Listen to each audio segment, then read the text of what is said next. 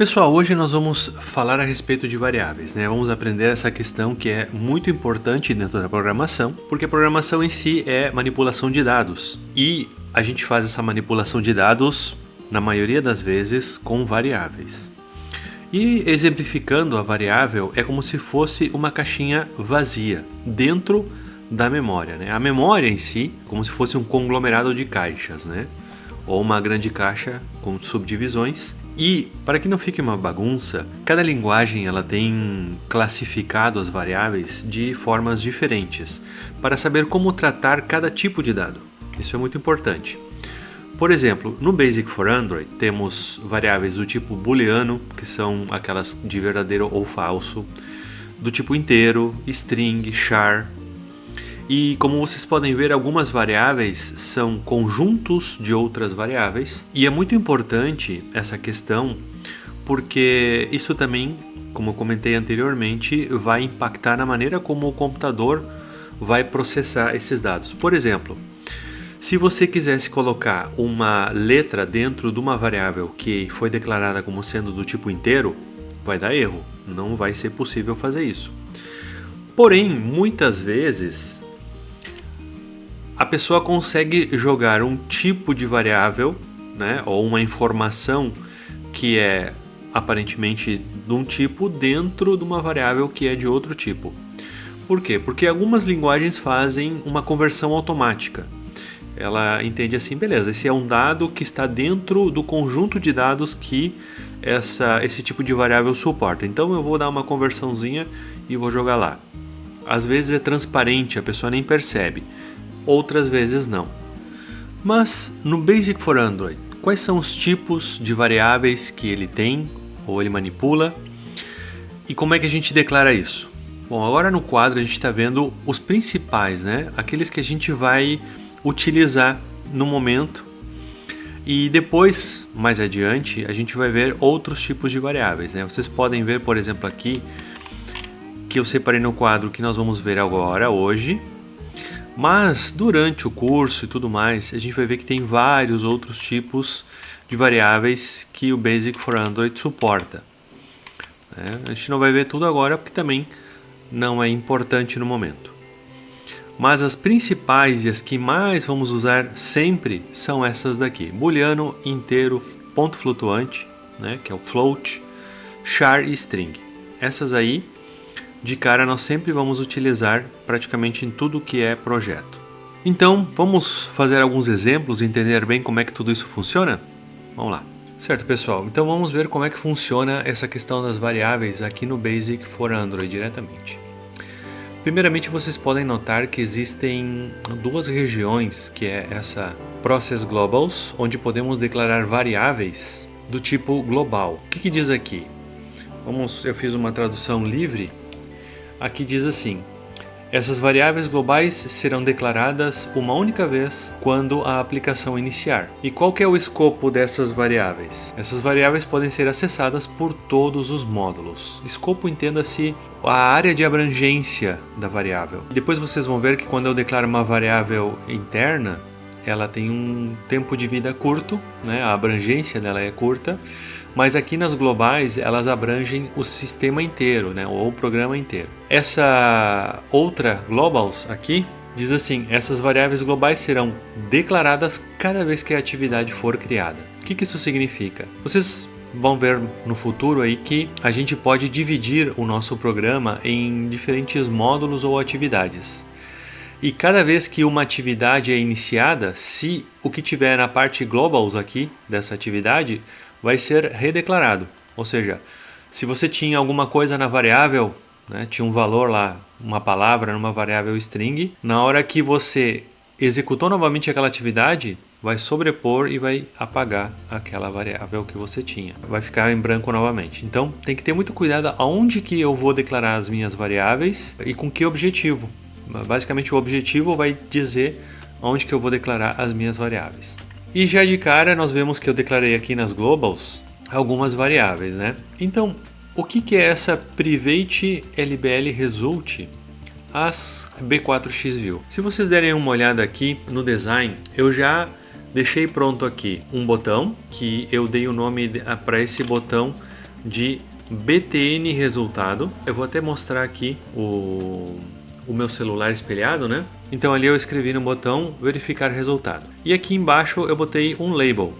E eu botei o nome nesse label de LBL Result. Então é um costume, uma boa prática, vocês colocarem nomes nos componentes que vocês vão utilizar de alguma maneira no fonte.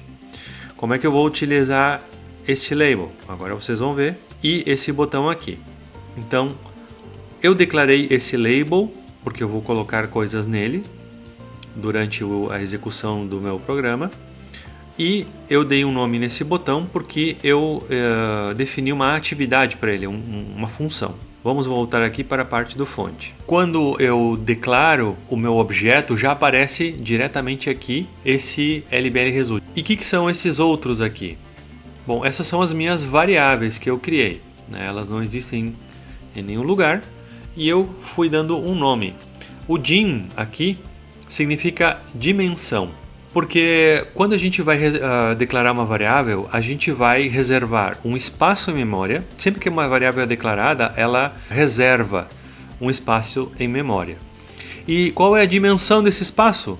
O que vai definir a dimensão desse espaço é o tipo da variável. Como vocês podem ver lá naquele slide que eu coloquei no início, cada tipo de variável é como se fosse uma caixa e dependendo do tipo, a caixa é maior ou menor, então vai ocupar mais ou menos espaço em memória.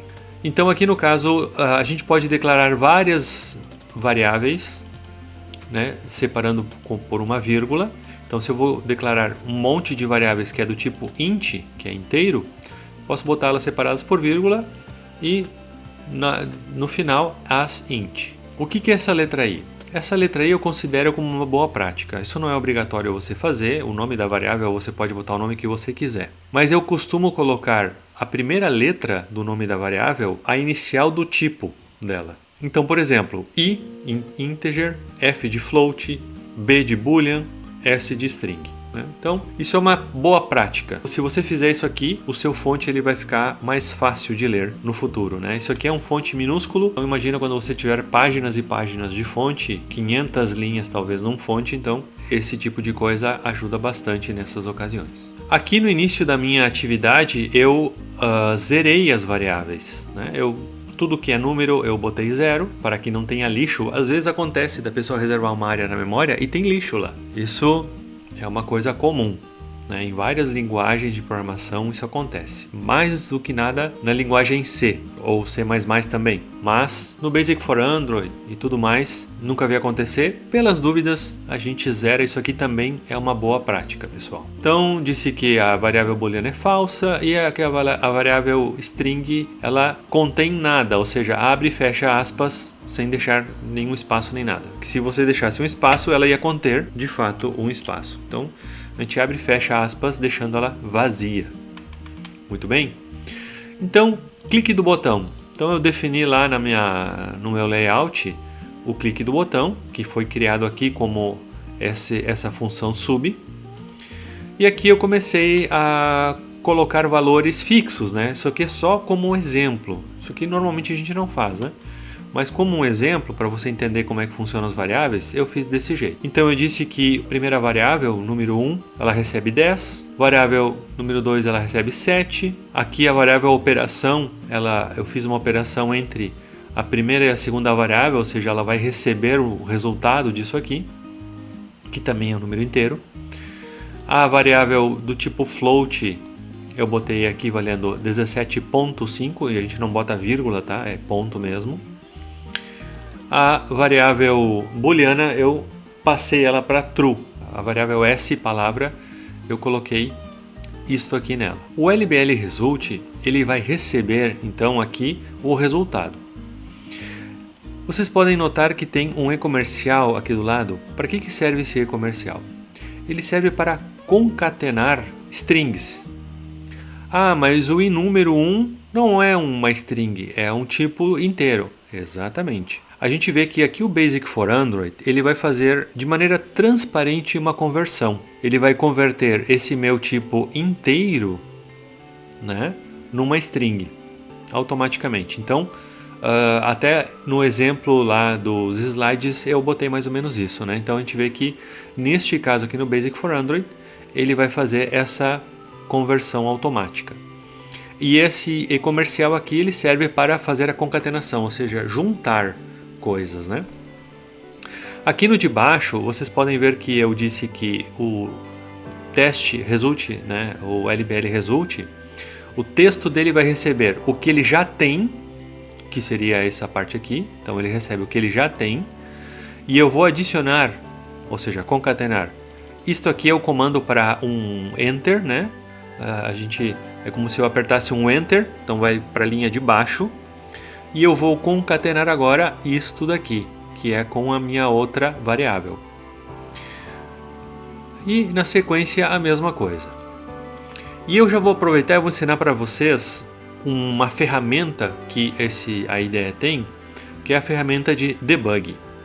Debug serve para nós encontrarmos erros dentro do nosso programa, ou, neste caso como nós vamos fazer agora, para ver passo a passo a execução dele.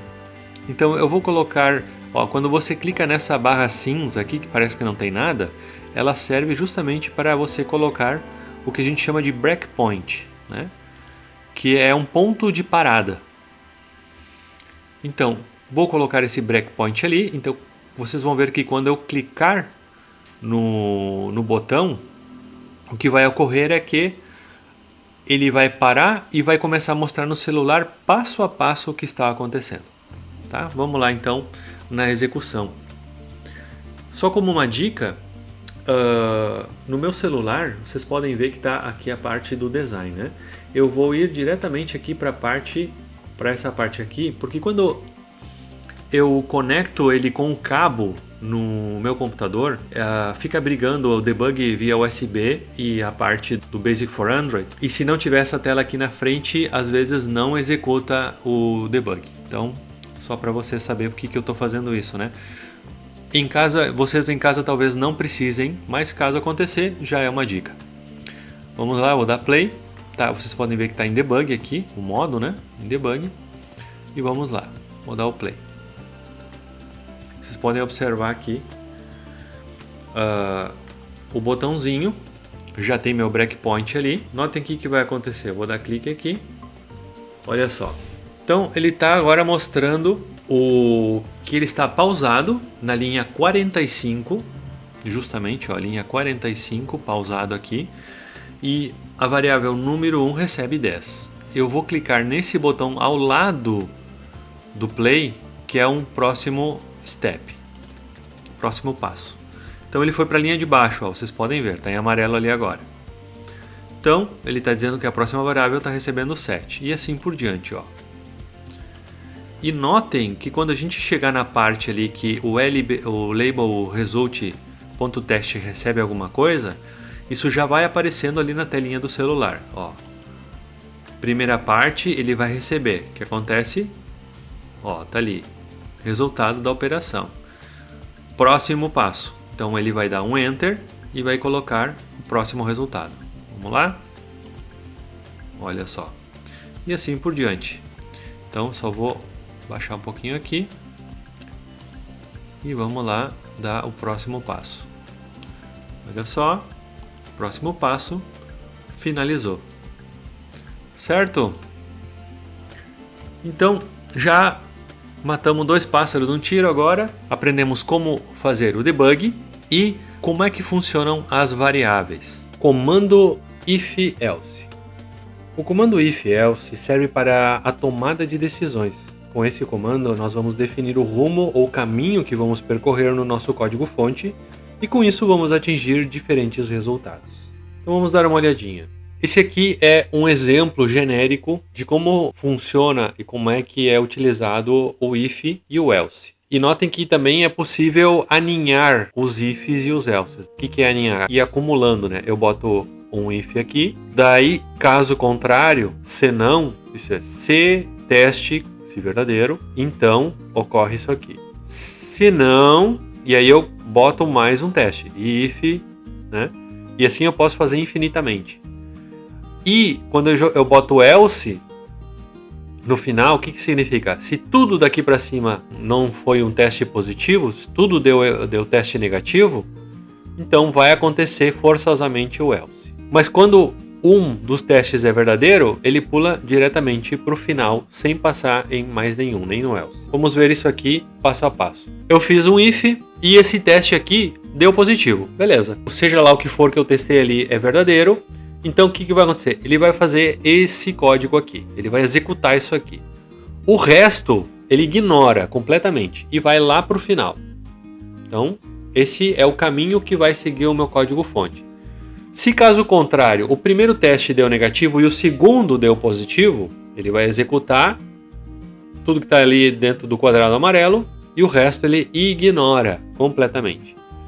E se os dois primeiros testes deram negativo, ele vai executar o else daí e vai acontecer isso aí. Um exemplo um pouco mais concreto. Vamos supor que isso aqui vai dar os parabéns ou não de acordo com a nota que a pessoa informar. Então vamos supor que ela informou uma nota 9. Então, if nota for maior que 8, no caso é 9, o que nós vamos ver? Ele vai exibir, botar o título ótimo e a mensagem vai dizer você está acima da média. E o resto ele ignora completamente, como se não existisse. Mas o que acontece se ele tirar uma nota 7? Então ele vai ignorar a primeira parte, porque 7 não é maior que 8. Aí ele vai fazer o segundo teste. 7 é maior ou igual que 6? Se for, que caso é, ele vai pegar e vai dar essa informação. Você aprovou, parabéns. E ele vai ignorar o resto, como se não existisse. Mas, se os outros testes, né, se a pessoa tirou uma nota 5, ele vai só fazer o else e vai embora. Pode não ter else? Pode ser que não tenha else. Não é obrigado a tu ter else quando tu coloca um if, tá? Tu pode ter ali um if normal, sem esse else. Então, se não for nem 8 e não for... vamos supor que a nota é 5, né? Então, não é maior que 8, não é maior que nem igual a 6. Se não tivesse o else, ele simplesmente não faz nada. Passa reto, certo? Então é assim que funciona. Vamos ver agora então na prática? Ok, pessoal, antes da gente entrar de cabeça na explicação do comando if, eu gostaria de mostrar para vocês um pouco da tela do designer. Talvez ela esteja um pouco diferente da tela de vocês, mas é só arrastar aqui as abinhas e colocar elas onde vocês acharem melhor. Vocês podem ajeitá-la como ficar melhor para vocês. Eu quero destacar duas abas, né? Views Tree, isso aqui é importante, a árvore de views e as propriedades. Começando pela primeira aqui, Views Tree. Podem ver que eu estou aqui com a minha tela totalmente limpa, né? Eu vou até eliminar aqui o title dela.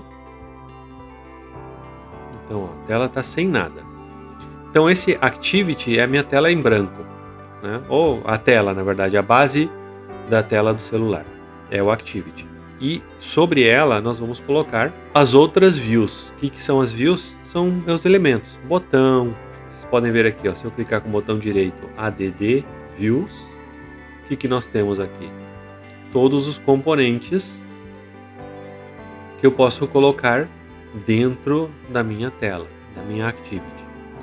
Então, por exemplo, eu vou colocar um panel. Um panel, ele serve para eu agrupar outros elementos. Por exemplo, eu posso colocar dentro de um panel um botão. Então, ó, vou adicionar aqui um botão, certo? Esse botão ele está dentro do painel, não é que ele está por cima, ele está dentro, olhem só. Ele realmente está dentro do painel, certo? E quando eu mexo o painel, o botão vem junto. Perceberam? Beleza. Agora, o que nós vamos ver? Vamos entender essa questão aqui, que o botão está dentro do painel. Eu posso botar ainda mais um painel dentro do painel. Está dentro mesmo. E vamos até para deixar a brincadeira bem maluca, botar mais um painel dentro desse aqui. Talvez seja uma situação irreal, né? Mas é só para exemplificar a questão aqui dos parents. E dentro desse panel eu vou botar um botão. Beleza. Então vocês podem ver como fica desenhada essa árvore. Se eu botar mais um objeto por fora aqui, eu vou botar agora um botão fora. Ó, o botão tá fora, ele tá na mesma altura que esse painel aqui. Entendem essa hierarquia? Como ela fica complexa?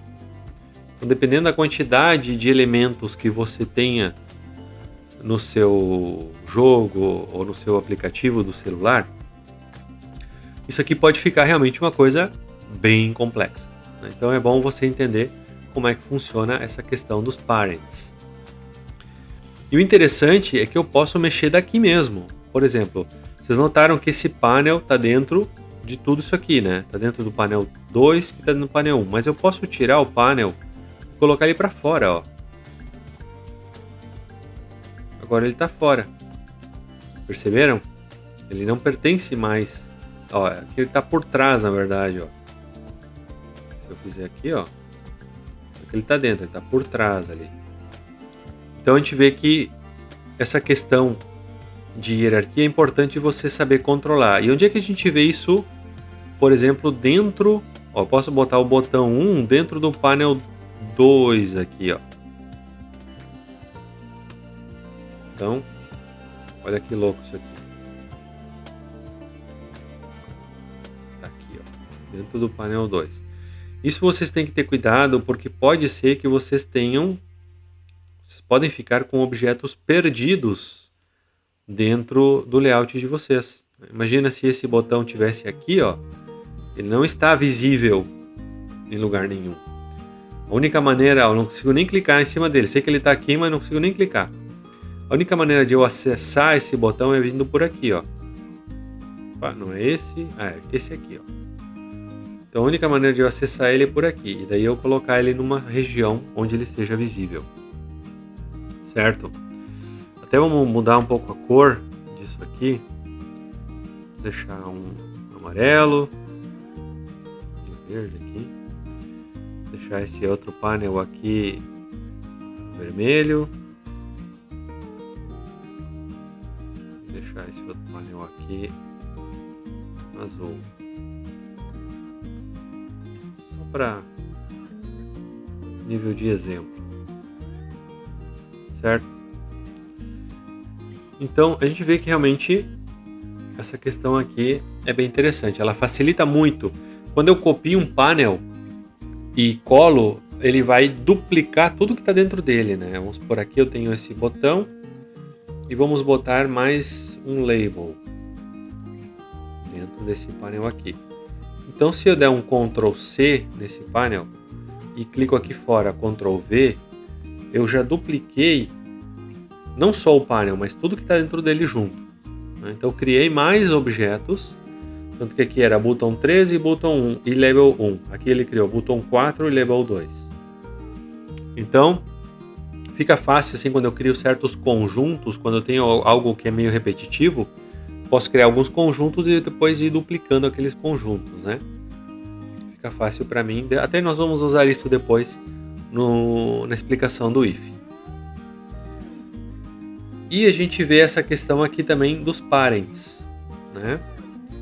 Então, explicada essa parte aqui, vamos passar aqui nas propriedades. Podemos notar que cada tipo de view ou cada tipo de objeto tem propriedades diferentes, né?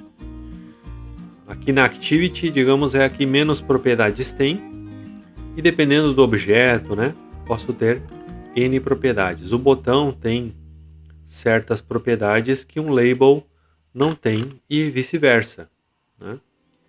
Então a gente pode ver que cada objeto vai ter a sua particularidade, sua função também. Mas vamos iniciar aqui então por cada um dos elementos aqui das propriedades, né?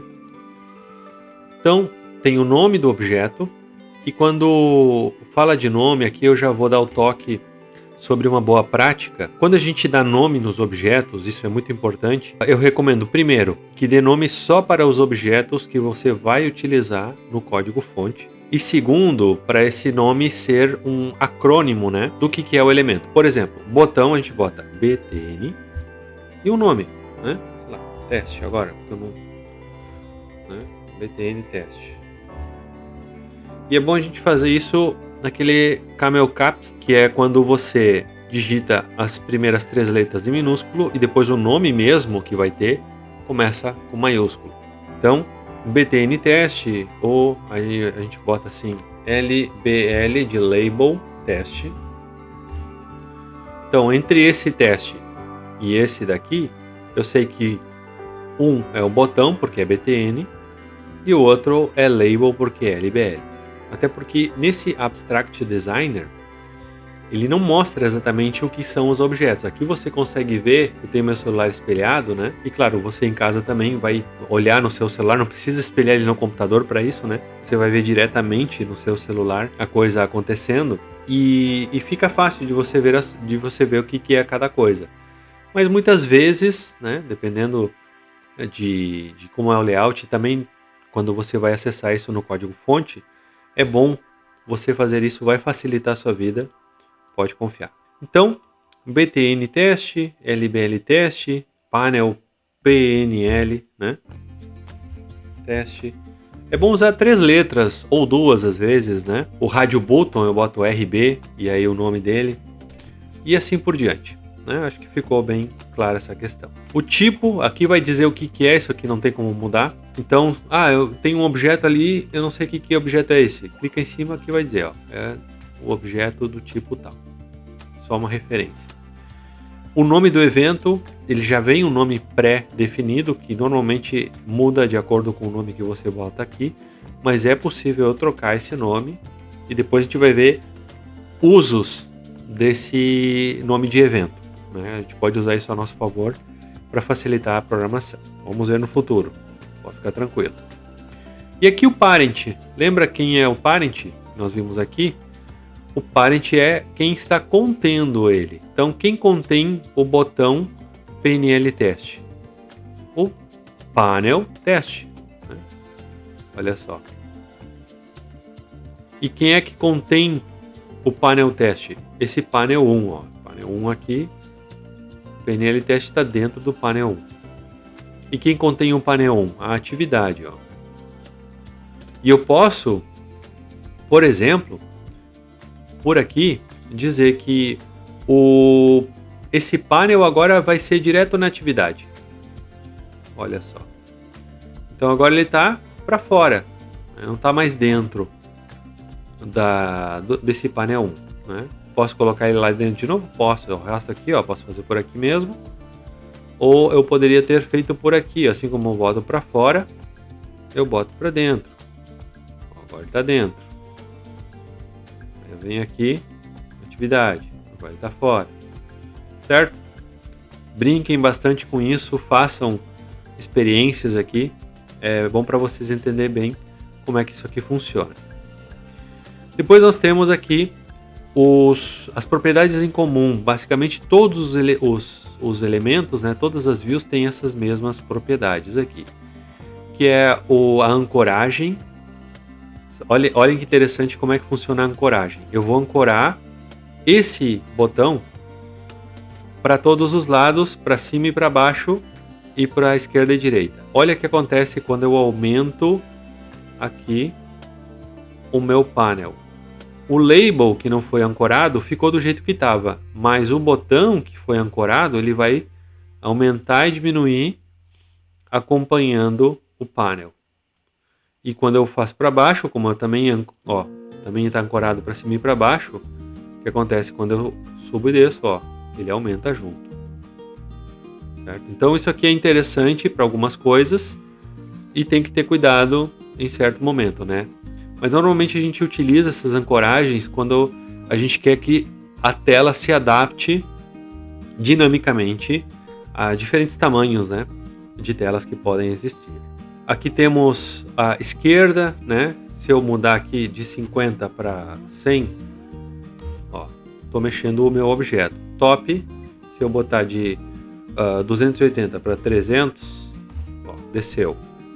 Aqui, largura e altura também. Se eu aumentar a largura, ele vai... Deixa eu botar, ó.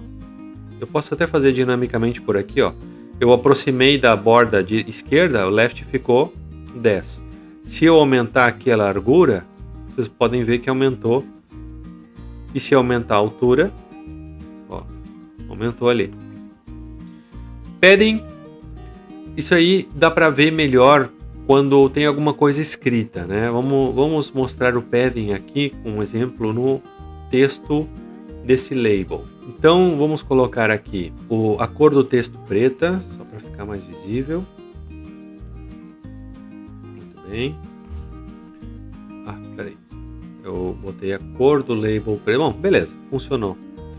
Eu deveria ter mudado aqui, mas tudo bem. E agora vamos digitar alguma coisa, né? Eu vou botar aqui teste de padding, certo? E vamos ver agora para que funciona esse tal do padding. Vamos lá. Então aqui, ó, quando eu aumento, eu vou começar a aumentar aqui, ó. Vocês podem ver que ele está se afastando, né? Então isso aqui é um ajuste fino que vai dizer a partir de que ponto vai começar o conteúdo dele. No caso aqui é um texto. Então essa aqui seria a esquerda. Esse aqui é o topo, né? Se eu clico aqui, ó, vou aumentando, ó. Tá vendo ali? E posso até botar negativo o negócio. Certo? Então, aqui também, eu posso, no caso aqui, se eu aumentar à direita, né? Vai acontecer um momento que vai quebrar a linha antes. Ó, deixa eu ver se eu consigo quebrar. Normalmente é um número grande porque é pixel, né? Ó, 150 quebrou linha. Porque eu diminuí a margem à direita, no caso, né? Vamos deixar aqui 0 de novo. Então acho que ficou bem claro. E aqui é a mesma coisa, só que de baixo para cima. Enable, disable. A gente viu isso até na aula número 1. Habilita e desabilita, né?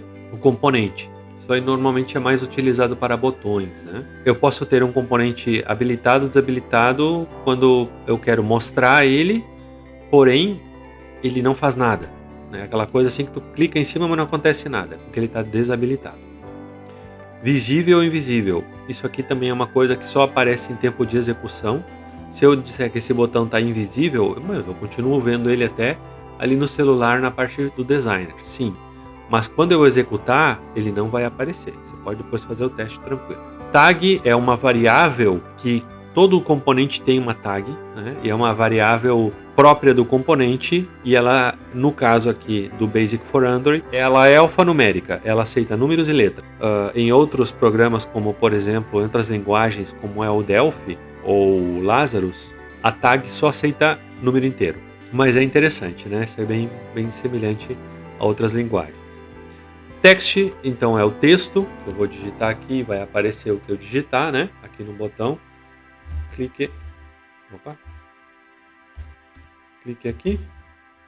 Então, apareceu ali no botão clique aqui. Esse Font Awesome e Material Icons, né? Então isso aqui é uma facilidade, às vezes a pessoa quer procurar um desenhozinho, um ícone, alguma coisa, ela não está achando, e ela pode aproveitar diretamente daqui. Como é que eu faço para utilizar? Porque vocês podem ver que está desabilitado, ó. Tá Enable False. Como é que eu habilito esses carinhas aqui? Fácil, eu vou aqui na fonte, eu vou lá no, por exemplo, eu quero usar esse Font Awesome, eu tenho que ir na Font Awesome. Aí ó, liberou, clico aqui e aparece essa janelinha. Vamos supor que eu quero botar o Androidzinho aqui. Eu dou um clique nele, posso fechar, e aqui eu vou dar um Ctrl V. Colou. E aí vai aparecer o Androidzinho ali no botão. Ah, mas eu queria o Material Icons. Sem problema nenhum. Mesma questão. Vem aqui, Material Icons, clico ali. Eu vou botar aqui o carinha. Ó, tá uma coisa diferente aí. Vou botar aqui esse caminhãozinho. Fecho. É só um clique em cima. Daí, Ctrl V. Tá aí o caminhãozinho. Posso, na hora que aumentar a fonte, vai aumentar também isso ali, porque isso é como se fosse, é uma fonte de fato, né? Então posso colocar um iconezinho assim.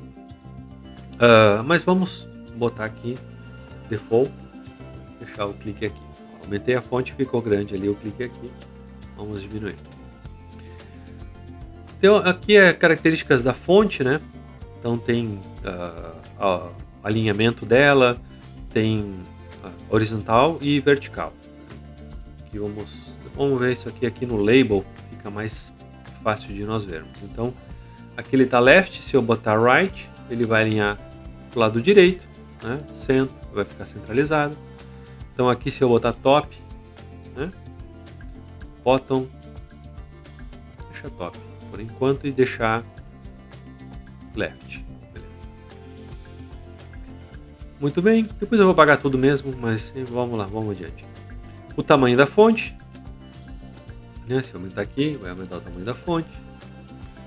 A cor do texto, né? Vou deixar o texto aqui amarelinho, já que está um belo contraste. Single line, ou seja, se eu quero que só tenha uma linha ou múltiplas linhas. Então, só clicando aqui, aí ele só aceita uma única linha. Desclicando, ele quebra em diferentes linhas, né? Vamos botar mais um texto maior aqui. Ctrl C, colar várias vezes. Então, dou um Enter, ó, múltiplas linhas. Se eu clicar aqui, uma linha só. Beleza? Elipse, botar Start. Então, ó, elipse são aqueles 3 pontinhos, né? No meio, dizendo que... E no fim, dizendo que continua, né? Dá a entender que continua. Ou nenhuma. Então, algumas propriedades específicas agora. O label tem Label Properties, o botão tem Button Properties e assim por diante, né? Então, vamos que o Label Properties aqui tem... eu posso botar um gradiente nele, né? Daí eu vou escolher as cores do gradiente, o canto arredondado, né? Então, muitas coisas a gente pode alterar aqui. Deixa eu ver como é que ficou o cantinho arredondado ali. Arredondou ou não? Vamos ver, ó. Ficou o cantinho arredondado ali, ó. Então muitas coisas a gente pode ir mudando aí. Você pode fazer testes à vontade. Aqui no botão, né? Propriedade do botão normal. Se eu venho aqui e mudo para esse outro, ele me dá mais opções de cores, né? A gente até viu isso na aula passada. Então, pessoal, cada componente vai ter as suas propriedades. Vocês podem fazer os testes, né, de vocês. Coloquem diferentes elementos, né? Só clicar com o botão direito, Add View e colocar. E aí vocês olham que cada objeto, que propriedades específicas cada objeto tem. Embora durante o curso a gente vai vendo isso de maneira natural, certo? Então vamos agora a ver a questão do if. Eu vou colocar agora de modo acelerado, como vocês podem ver, todo o processo da criação do layout desse mini joguinho, sei lá, esse exercício basicamente, para nós vermos o funcionamento de variável e de if, e de repente você pode, com criatividade, mudar esse exercício para talvez fazer alguma coisa interessante.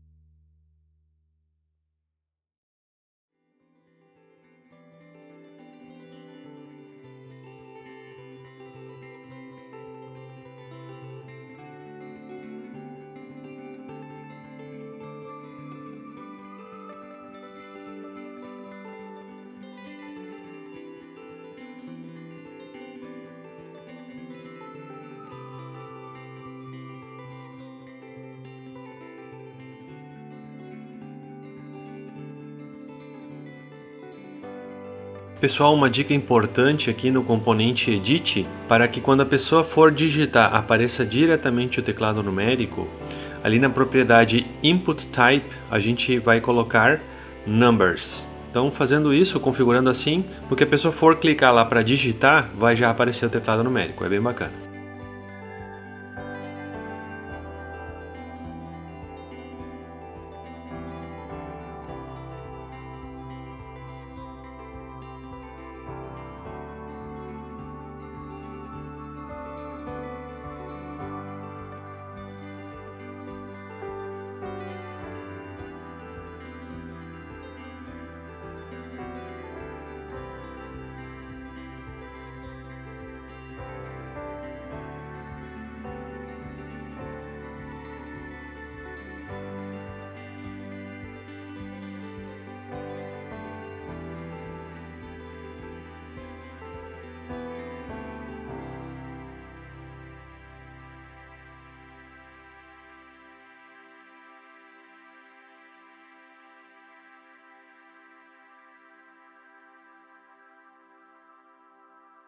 Pessoal, só mais uma dica aqui.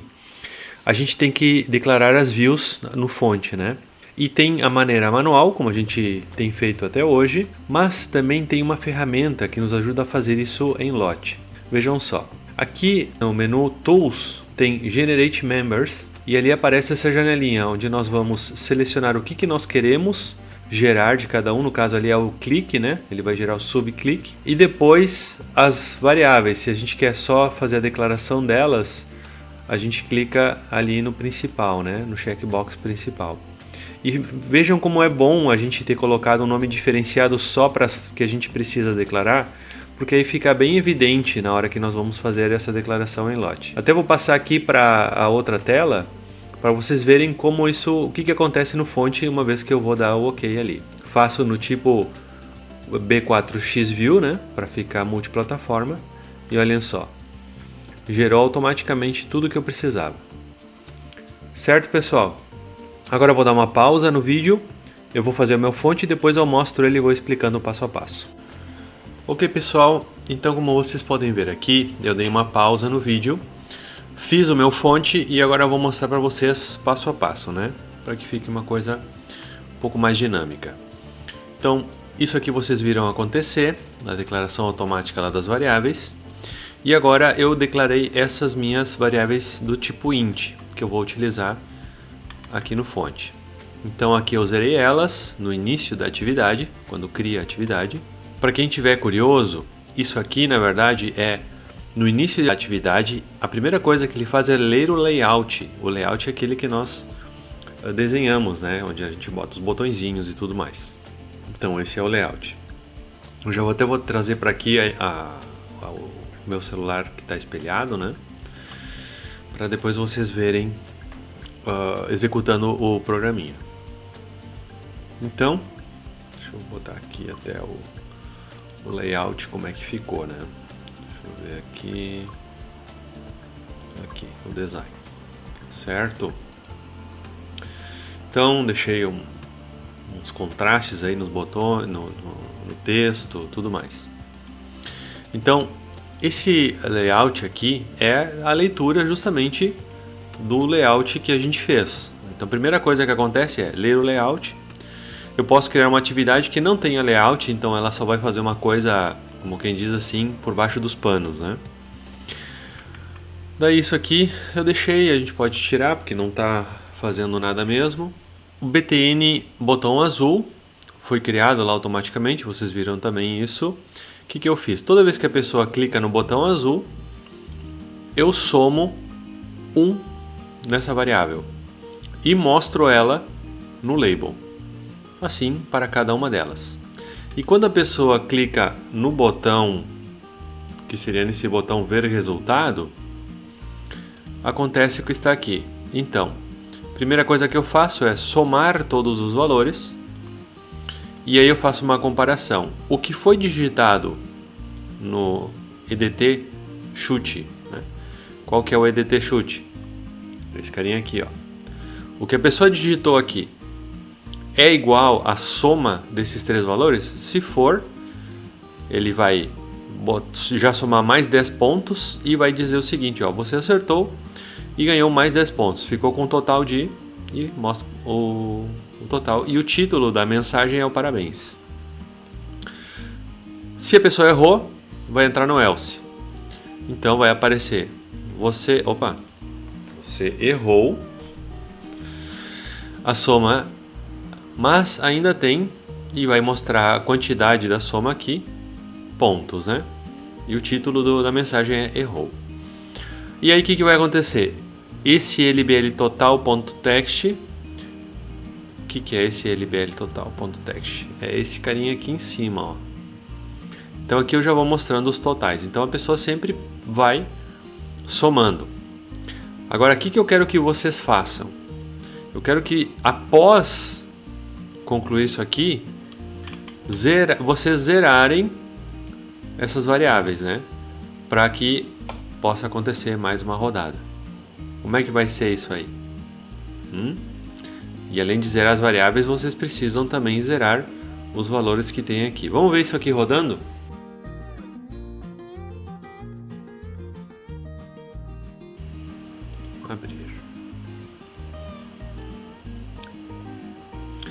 E tá aqui o nosso programa. Então toda vez que a pessoa vê um carrinho azul, ela vai clicando aqui e vai somando. Carro vermelho, carro verde, né? E daí a pessoa digita aqui a soma, né? Vamos botar aqui um número mais fácil, né, para nós. Então o total seria 29. Se a pessoa digitar 29, como vocês viram aqui ao clicar no Edit, que ele está configurado para números, vai aparecer o teclado numérico. Então se a pessoa digitar 29, clicar em ver resultado, parabéns! Você acertou, ganhou mais 10 pontos e ficou com 39, ok? E vamos ver o que acontece aqui em cima, ó, 39. Show de bola. Se a pessoa tivesse errado, né? Vamos clicar aqui novamente, vamos botar 28. Vamos lá de novo. Opa! Você errou, mas ainda tem 29 pontos. E ele vai jogar os 29 ali em cima. Ok? Agora o desafio é fazer com que ele vá acumulando pontos aqui em cima e zerar as variáveis aqui, certo? E aí na próxima aula eu mostro para vocês a minha solução. Não quer dizer que a de vocês vai ser igual, né? Como na programação tem isso. Existem milhares de soluções para o mesmo problema. Então pessoal, fiquem com Deus aí, tomara que tenham aprendido alguma coisa. E curte por favor o vídeo, compartilha, tudo aquilo que vocês já sabem. Grande abraço, até a próxima.